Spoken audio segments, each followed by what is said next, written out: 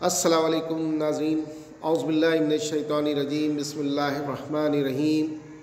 انا انزلناہ فی لیلۃ القدر وما ادراک ما لیلۃ القدر، لیلۃ القدر خیر من الف شہر، تنزل الملائکۃ والروح فیہا باذن ربہم من کل امر، سلام ہی حتی مطلع الفجر۔ صدق اللہ العظیم۔ رب اشرح لی صدری ویسر لی امری واحلل عقدۃ من لسانی یفقہوا قولی۔ ناظرین، انشاءاللہ تعالی جیسے کہ آپ کے علم میں ہے کہ جو یہ مہینہ ہے شعبان کا، یہ بہت اہمیت کا باعث ہے، اور ایک حدیث کے الفاظ ہیں کہ اللہ کے رسول نے فرمایا کہ تم لوگ اس مہینے کی اہمیت فضیلت کے بارے میں اکثر لوگ نہیں جانتے۔ یہ وہ مہینہ ہے جب اللہ کے حضور انسانوں کے اعمال پیش ہوتے ہیں، اس لیے میں اس مہینے کے روزے رکھتا ہوں۔ جب ان سے پوچھا گیا کہ آپ سب جتنے روزے شعبان کے مہینے میں رکھتے ہیں اتنا کسی اور مہینے میں نہیں رکھتے، تو آپ نے یہ جواب دیا۔ تو یہ جو پھر ایک حدیث میں عائشہ رضی اللہ عنہا فرماتی ہیں کہ اللہ کے رسول جتنے روزے شعبان کے مہینے میں رکھتے تھے وہ کسی مہینے میں نہیں رکھتے۔ پھر ایک حدیث کے الفاظ ہیں کہ صلی اللہ علیہ وسلم نے فرمایا شعبان میرا مہینہ ہے اور رمضان اللہ کا مہینہ ہے۔ لیکن یہ سب روزے جو ہیں نفلی ہیں، فرض نہیں ہیں آپ کے اوپر۔ اور جیسا کہ آپ کے علم میں ہے کہ اسی مہینے ہم لوگ کے معاشرے میں شب برات یعنی کہ چھٹکارا دلانے والی رات کے بارے میں آتا ہے، لوگ مناتے ہیں۔ تو یہ بات جان لیں کہ یہ جو شب برات کی جو احکام بیان کیے جاتے ہیں، جو خصوصیت بیان کی جاتی ہے کہ اللہ تعالیٰ تمام گناہوں کو معاف کر دیتا ہے، اس کے لیے رزق انسانوں کے لیے لکھ دیتا ہے، مرنے جینے والوں کا، تو یہ دھیان رکھیں کہ جو حدیث قرآن سے ٹکراتی ہے، کیونکہ یہ رات جس کے بارے میں اللہ نے فرمایا کہ قرآن میں سورۃ القدر میں اور اسی طرح سورۃ دخان میں کہ یہ جو رات ہے وہ لیلۃ القدر ہے، شب قدر، جب انسانوں کے ہم فرشتے لکھ دیتے ہیں، ان کے رزق لکھ دیتے ہیں، کیا ہونے والا ہے لکھ دیتے ہیں۔ تو یہ وہ رات ہے جو رمضان مبارک مہینے میں آتی ہے، نہ کہ یہ شعبان میں 15 شعبان جس کو آپ بولتے ہیں، یا شب برات۔ تو جتنی بھی حدیث میں اس کی فضیلت بیان کی گئی ہے وہ زیادہ تر شب برات کی رات، شب قدر کی رات ہے وہ، نہ کہ شب برات۔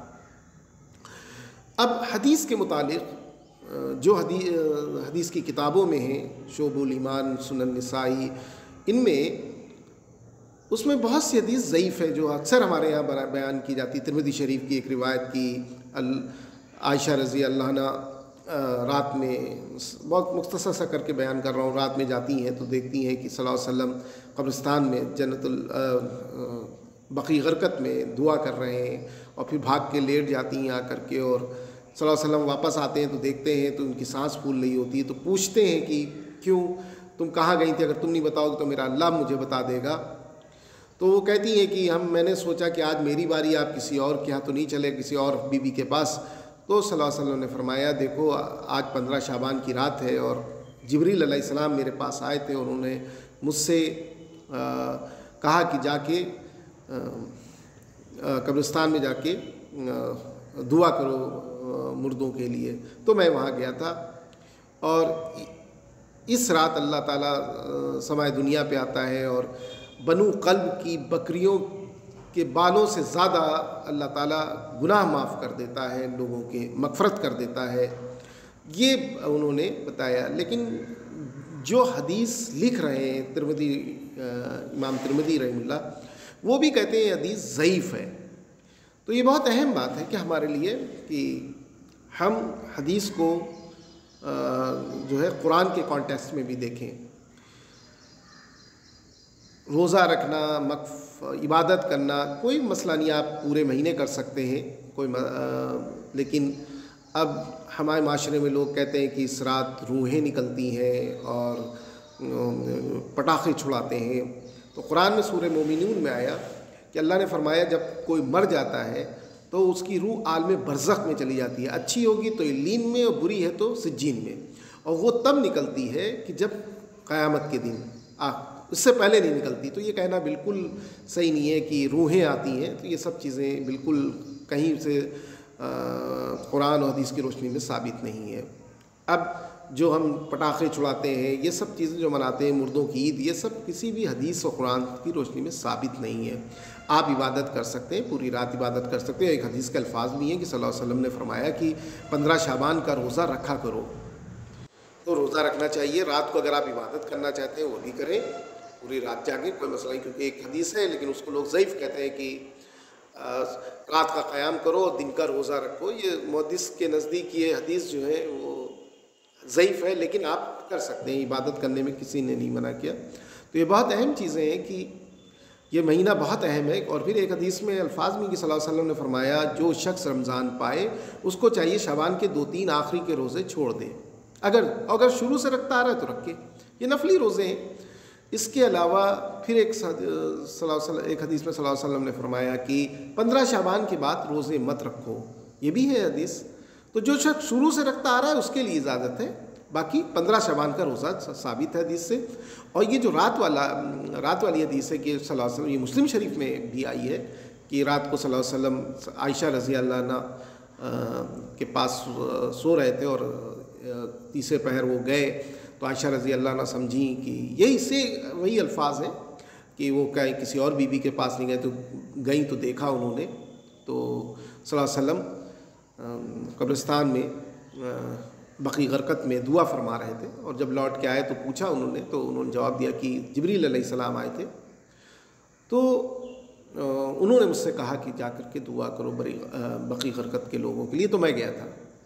تو یہ بات بہت اہم ہے کہ بالکل آپ جائیں، قبرستان جائیں، دعا کریں. قبروں پہ جانا، قبرستان میں جانا کہیں سے منع نہیں ہے. یہی جو ترمذی والی حدیث ہے، لیکن اس میں مہینے کا نہ دن کا ذکر نہیں ہے.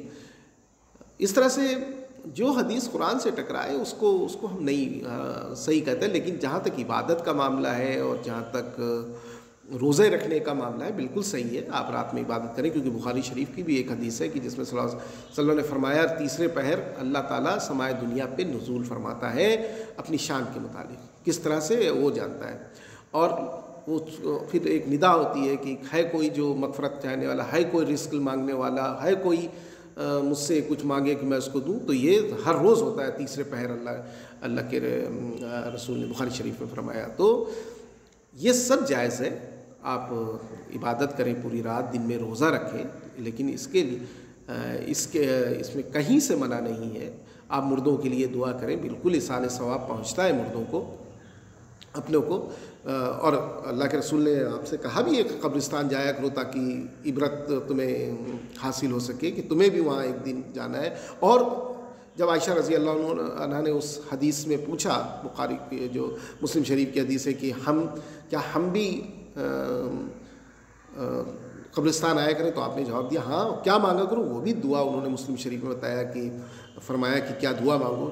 ہمارے یہاں معاملہ یہ ہے کہ ہم لوگ خود قبر والوں سے مانگنے لگتے ہیں، یہ غلط ہے. ان کے لیے دعا کرنے کا حکم ہے. تو یہ بہت اہم ہے کہ یہ جو شب برات جو ہمارے یہاں منائی جاتی ہے، پٹاخے اور پتہ نہیں کیا کیا لوگ کرتے ہیں، تو یہ تمام چیزیں کسی حدیث کی روشنی میں ثابت نہیں. ہاں، عبادت کرنا ہے کریے، بالکل کریے. 15 شعبان کا روزہ رکھیے، سنتیں ہے، فرض کوئی چیز نہیں ہے. تو کوشش یہی کریں کہ، اور یہ جو بھی رات ہے شب برات ہے، یہ بیسکلی یہ ہے شب قدر، کیونکہ جو بھی چیزیں اس کے اندر بیان کی گئی ہیں وہ شب قدر کے لیے، لیلۃ القدر جسے آپ کہتے ہیں قرآن میں جو آیا، وہ رمضان مبارک مہینے کی رات ہے. ان 5 رات جو اللہ کے رسول نے فرمایا، اس میں اب آ بھی رہا ہے اگلا مہینہ رمضان کا. تو کوشش کریں کہ اپنے کو عبادتوں میں پوری طرح سے مصروف کریں. شعبان کا مہینہ بھی بہت اہم ہے. 15 شعبان کا جو دن ہے وہ بھی بہت اہم ہے. روزہ رکھیں، عبادت کریں. آپ قبرستان جانا چاہتے ہیں، مغفرت بالکل کریں.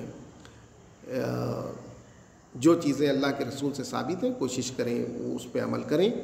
یہی ایک مسلمان کا عمل ہونا چاہیے. اور جو طریقہ اللہ کے رسول نے بتایا ہے اس پہ عمل کریں. یہی ہمارے چھٹکارے کا نتیجہ حل ہے. اور کوئی حل نہیں ہے.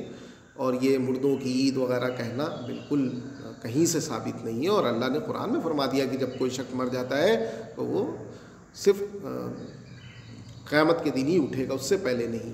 ہاں ان کو اس ثواب پہنچتا ہے، آپ عمل کریے، اصال ثواب جسے آپ کہتے ہیں، ان کے لیے مغفرت کی دعا کریے، اللہ تعالیٰ اس کو قبول کرتا ہے. ان تک سلام کریے، وہ بھی پہنچاتا ہے. یہ تمام چیزیں ثابت ہیں. تو کوشش کریے کہ اس مہینے عبادت کریے، روزہ رکھیے جیسے صلی اللہ علیہ وسلم کا حکم ہے. انشاءاللہ تعالیٰ اللہ تعالیٰ آپ کے لیے آپ کی دعائیں قبول کرے گا. لیکن جو یہ تمام چیزیں، ایک رزق اسی رات اترتے ہیں، پورے سال کے فیصلے، یہ جو معاملہ ہے یہ رمضان کے مہینے کی رات کا ہے. اللہ اور آپ سے گزارش ہے کہ اس چینل کو سبسکرائب کریں، لائک کریں اور بیل کے آئیکن کو پریس کریں. اور آپ جانتے ہیں، پہلے بھی بتا چکا ہوں کہ ایس ایس جامعہ کی طرف سے اسپانسر ہوتا ہے. یہاں پہ غریب بچیوں کو بغیر کسی چارجز کے، فیس کے، اللہ کی مدد سے ان کو پہلے قرآن کی تعلیم، اس کے بعد اپ ٹو گریجویشن تک فیسلٹیز پرووائڈ کی جاتی ہے. اللہ ہم لوگ سوچنے سمجھنے کے ساتھ عمل کرنے کی توفیق عطا فرمائے. آمین.